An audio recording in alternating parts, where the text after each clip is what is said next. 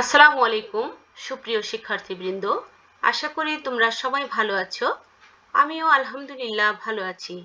তো শিক্ষার্থী বন্ধুরা, আরো একটি ক্লাসে তোমাদের সবাইকে স্বাগত জানাচ্ছি। আজকে আমি নবম দশম শ্রেণীর বাংলা দ্বিতীয় পত্র থেকে আরো একটি বিষয় নিয়ে হাজির হয়েছি। তো শিক্ষার্থী বন্ধুরা, তোমরা অবশ্যই বই খাতা কলম সহ স্ক্রিনের সামনে বসবে এবং অবশ্যই ক্লাসে মনোযোগী হবে। তো শিক্ষার্থী বন্ধুরা, আজকে আমরা কি পড়ব সেটি একটু দেখে নেই। হ্যাঁ, বাংলা ভাষার বর্ণমালায় তোমরা অবশ্যই খেয়াল করেছো দুটি ন রয়েছে। একটি হচ্ছে দন্ত ন, অপরটি হচ্ছে মূর্ধন্য ন। তো শিক্ষার্থী বন্ধুরা, এই যে দন্ত ন এবং মূর্ধন্য ন কোথায় কোথায় ব্যবহার করা হয় বা এটি ব্যবহারের কি নিয়ম রয়েছে সেই নিয়ম কানুন সম্পর্কে আজকে আমরা পড়ব। তো শিক্ষার্থী বন্ধুরা, আজকে আমাদের পাঠের বিষয় হচ্ছে নত্য বিধান, অর্থাৎ আর মূর্ধন্য ন কোথায় কোথায় বসবে এবং কোথায় কোথায় বসবে না, অর্থাৎ কি বিধান রয়েছে সেই বিধান সম্পর্কে আমরা আজকে আলোচনা করব। তো প্রথমে আমরা শিখন ফলটি জেনে নিই। নত্য বিধানের সংজ্ঞা তোমরা বলতে পারবে, মূর্ধন্য ন কোথায় বসে তা বলতে পারবে, মূর্ধন্য ন ব্যবহারের নিয়ম ব্যাখ্যা করতে পারবে, কোন কোন শব্দে মূর্ধন্য ন ব্যবহৃত হয় না তা বলতে পারবে। তো শিক্ষার্থী বন্ধুরা, এরপরে আমরা নত্য বিধান কাকে বলে সেটি সম্পর্কে জেনে নিই। মূর্ধন্য ন ব্যবহৃত হয় শুধুমাত্র তৎসম শব্দের বানানের ক্ষেত্রে।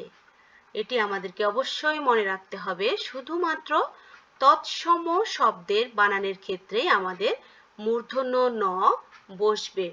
অর্থাৎ যে সকল সংস্কৃত শব্দ বাংলা ভাষায় এসে অপরিবর্তিতভাবে ব্যবহৃত হয়েছে বা হচ্ছে সেগুলোকেই বলা হয় তৎসম শব্দ।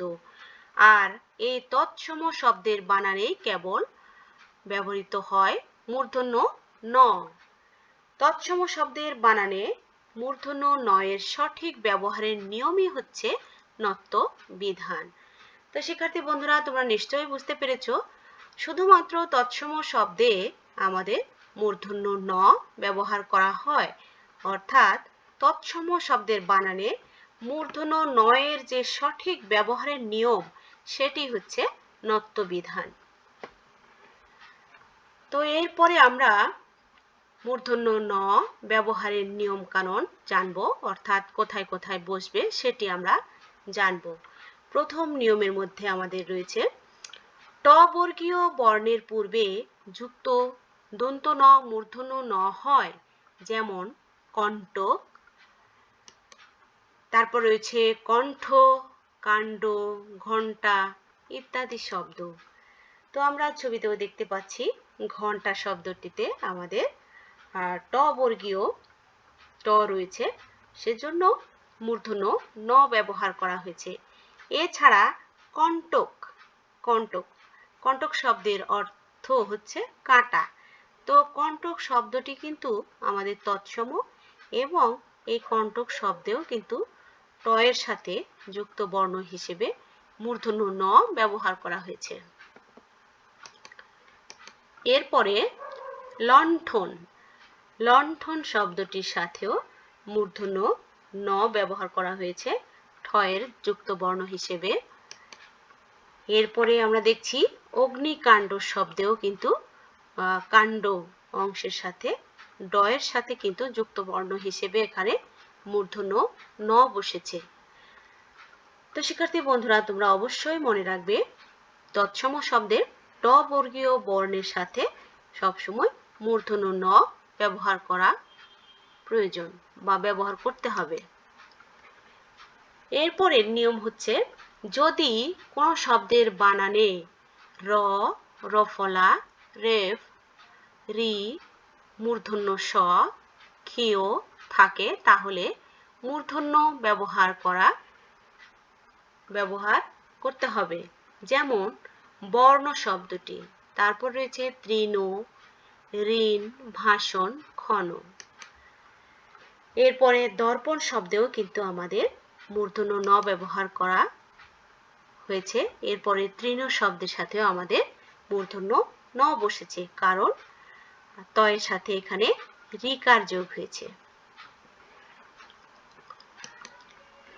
এরপরে রি, র, মূর্ধন্য স এর পরে স্বরধ্বনি অর্থাৎ স্বরবর্ণের যে কোনো ধ্বনি, এছাড়া মূর্ধন্য স, অন্তঃস্থ ইয়, ব, অনুস্বার হ এবং ক বর্গীয় ও প বর্গীয় ধ্বনি থাকলে তার পরবর্তী দন্ত ন মূর্ধন্য ন হয়।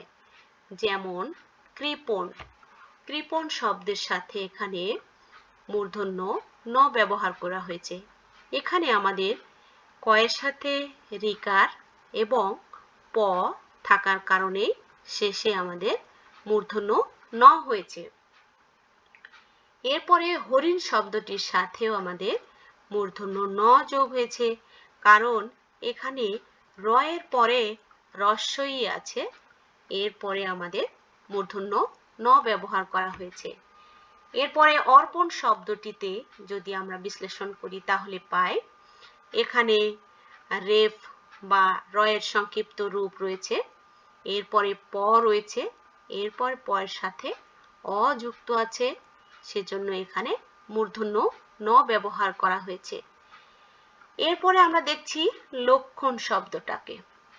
তো লক্ষণ শব্দের সাথে এখানে আমাদের ক্ষীয়র সাথে কিন্তু আমরা জানি ক এবং মূর্ধন্য স এর সম্পর্ক, অর্থাৎ ক যোগ মূর্ধন্য স সমান সমান কিন্তু ক্ষীয় বর্ণটি তৈরি হয়েছে।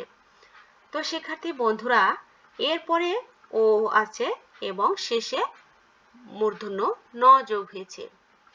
এরপরে ব্রাহ্মণ শব্দের সাথেও কিন্তু মূর্ধন্য ন যোগ হয়েছে। তো শিক্ষার্থী বন্ধুরা, তোমরা অবশ্যই নিয়মগুলো মনে রাখবে। এছাড়া দেখছি আমরা প্রাঙ্গণ শব্দের সাথেও কিন্তু মূর্ধন্য ন যুক্ত হয়েছে।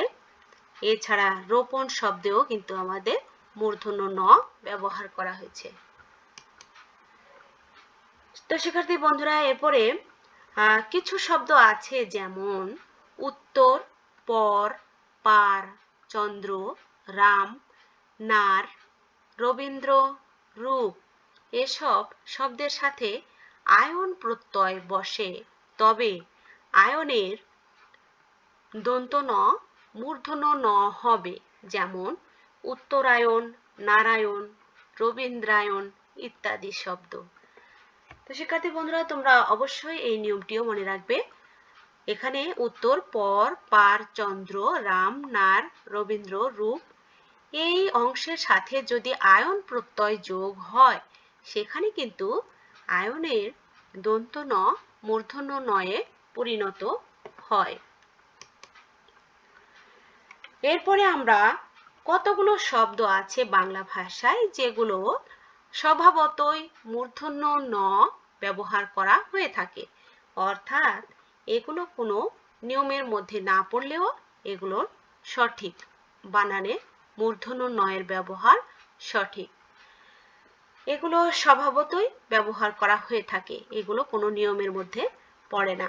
তো শিক্ষার্থী বন্ধুরা, সেগুলোর মধ্যে রয়েছে চাণক্য, মাণিক্য গণ, বাণিজ্য লবণ মন, বেণুবীণা কঙ্কন কণিকা, কল্যাণ শোণিত মণি, স্থান গুণ পুণ্য বেণী, ফণি অনু বিপণী গণিকা, আপন লাবণ্য বাণী, নিপুণ ভনিতা পানি, গৌণ কোণ ভান পণ শান, চিক্কণ নিক্কণ তুন, কফনি বণিক গুণ, গণনা পিনাক পুণ্যবান। তো শিক্ষার্থী বন্ধুরা, এই শব্দগুলো অবশ্যই তোমাদের পরীক্ষায় বিভিন্ন সময়ে আসতে আমরা দেখেছি এবং তোমাদের জন্য কিন্তু এই শব্দগুলো অত্যন্ত গুরুত্বপূর্ণ। তো শিক্ষার্থী বন্ধুরা, তোমরা এই শব্দগুলো কবিতা আকারে সুন্দরভাবে মুখস্থ করে ফেলবে, তাহলে তোমরা পরীক্ষায় ভালো করতে পারবে এবং তোমাদের মনে রাখতে সুবিধা হবে। তো তো এই শব্দগুলোতে কেন মূর্ধন্য ন ব্যবহার করা হয়েছে? এগুলো স্বভাবতই মূর্ধন্য ন ব্যবহার করা হয়েছে, এগুলো কোনো নিয়মের মধ্যে পড়ে না। তো শিক্ষার্থী বন্ধুরা, এরপরে আমরা দেখব কোন কোন শব্দে মূর্ধন্য ন ব্যবহার করা নিষেধ বা মূর্ধন্য ন ব্যবহার করা হয় না। তো মূর্ধন্য ন ব্যবহার হয় না যেসব ক্ষেত্রে, সেগুলো হচ্ছে, প্রথমে রয়েছে বিদেশি শব্দের ক্ষেত্রে কিন্তু কখনোই মূর্ধন্য ন ব্যবহার করা যাবে না, যেমন কর্নার, ফার্নিচার, গভর্নর, স্টেশন, পান্ডা ইত্যাদি শব্দ। এরপরে ক্রিয়াপদের ক্ষেত্রে কিন্তু কখনোই মূর্ধন্য ন ব্যবহার করা যাবে না, যেমন করুন, করান, ধরেন কিংবা মারেন, এই ধরনের যে ক্রিয়াপদগুলো আমাদের রয়েছে সেগুলোতে আমরা কখনোই মূর্ধন্য ন ব্যবহার করব না। তো শিক্ষার্থী বন্ধুরা, এরপর রয়েছে বাংলা ভাষায় কিছু সমাসবদ্ধ পদ রয়েছে, সেগুলোর ক্ষেত্রেও কিন্তু আমাদের কখনোই মূর্ধন্য ন বসবে না। যেমন দেখো, সমাসবদ্ধ পদে যখন উভয় পদ প্রাধান্য পায়, যেমন সর্বনাম, ত্রিনয়ন, অগ্রনায়ক, দুর্নীতি, এই সব শব্দে কিন্তু কখনোই মূর্ধন্য ন ব্যবহার করা যাবে না। এছাড়া ত বর্গীয় বর্ণের সঙ্গে যুক্ত দন্ত ন কখনো মূর্ধন্য ন হয় না, যেমন অন্ত, গ্রন্থ ইত্যাদি শব্দ।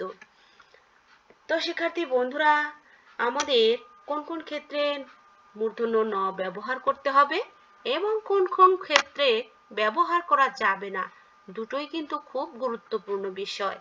তো শিক্ষার্থী বন্ধুরা, তোমরা অবশ্যই দুটো বিষয়কে আলাদাভাবে গুরুত্ব সহকারে মনে রাখার চেষ্টা করবে, কারণ হচ্ছে বানান ভুল কিন্তু খুবই গুরুত্বপূর্ণ বা খুবই বড় ধরনের একটি ভুল।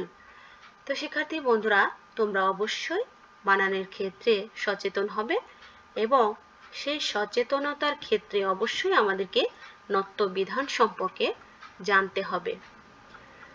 তো শিক্ষার্থী বন্ধুরা, এরপরে তোমাদের জন্য রয়েছে মূল্যায়নের কয়েকটি প্রশ্ন। প্রথম প্রশ্ন হচ্ছে, নত্যবিধান কাকে বলে? তোমরা নিশ্চয়ই প্রশ্নটির উত্তর দিতে পেরেছ।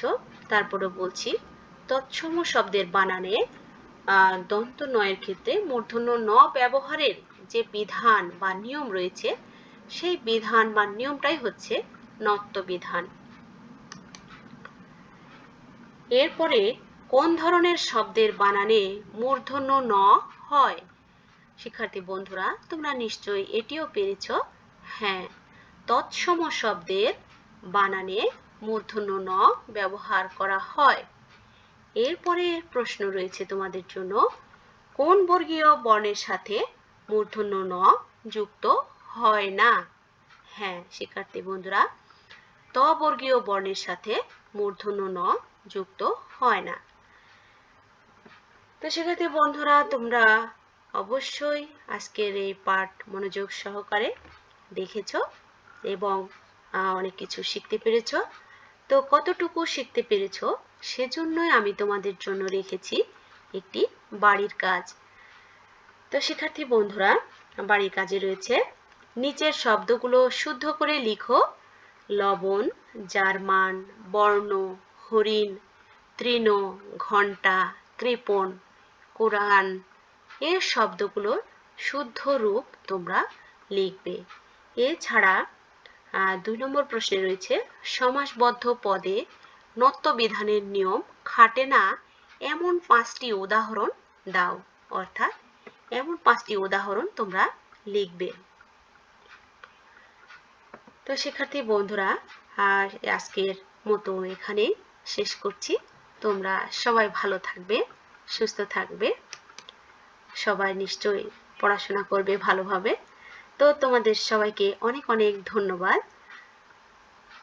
আল্লাহ হাফেজ।